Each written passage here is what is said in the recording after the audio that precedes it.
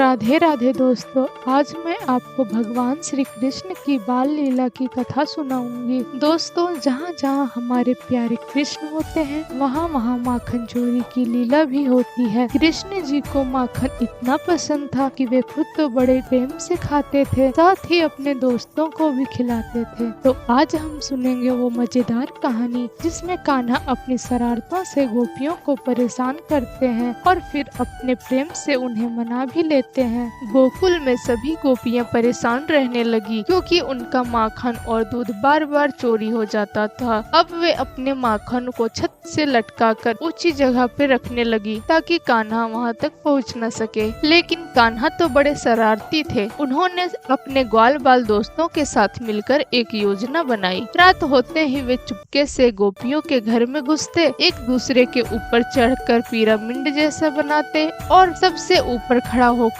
माखन तक पहुंच जाते। फिर धीरे धीरे बर्तन खोलते और माखन निकालकर खुशी खुशी खाते। एक दिन कान्हा और उनके दोस्तों ने तय किया कि वे एक गोपी के घर से माखन चुराएंगे। सब एक के ऊपर एक चढ़ गए, लेकिन ओह, बर्तन तो लोहे की तार से बंधा हुआ था। कान्हा ने हार नहीं मानी। वे मुस्कुराए और बोले, चिंता मत करो, एक छेद कर दो। जैसे ही छेद हुआ, माखन की धार नीचे गिरने लगी। सबके मुंह खुल गए और वे नीचे खड़े होकर माखन का आनंद लेने लगे। इतना माखन खाया कि सभी के पेट भर गए, लेकिन उनकी आंखों में वही शरारती चमक बनी रही। अगली सुबह गोपियां अपने घर में माखन की चोरी देखकर बहुत नाराज हो गई। वे सब मिलकर यशोदा मैया के पास पहुंची और कहने लगी, मैया, तुम्हारे कान्हा ने हमारा सारा माखन चुरा लिया। ये हर रोज ऐसा ही करता है। यशोदा मैया उदास होकर कान्हा से पूछी, कान्हा, क्या तुमने माखन चुराया? कान्हा ने मासूमियत से आंखें बड़ी बड़ी कर ली और बोले, मैया, मैं तो इतना छोटा हूँ, क्या मैं वहाँ तक पहुँच सकता हूँ? उनकी मासूमियत देखकर यशोदा मैया हंस पड़ी और गोपियों से बोली, अरे तुम सब झूठी शिकायत लेकर मेरे लल्ला को परेशान करने चली आती हो। अब जाओ भी। गोपियाँ उदास होकर अपने घर की ओर जाने लगी।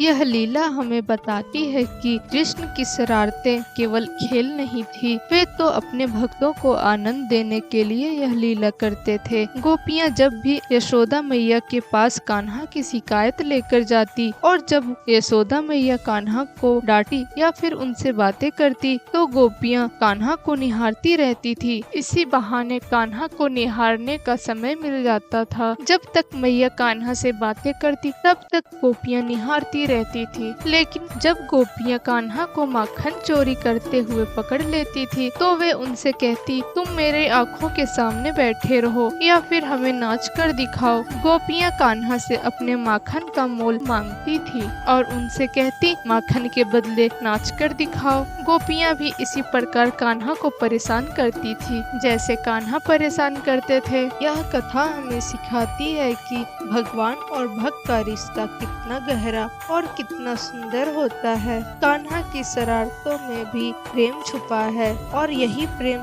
सबको सुख प्रदान करता है। जय श्री कृष्ण दोस्तों।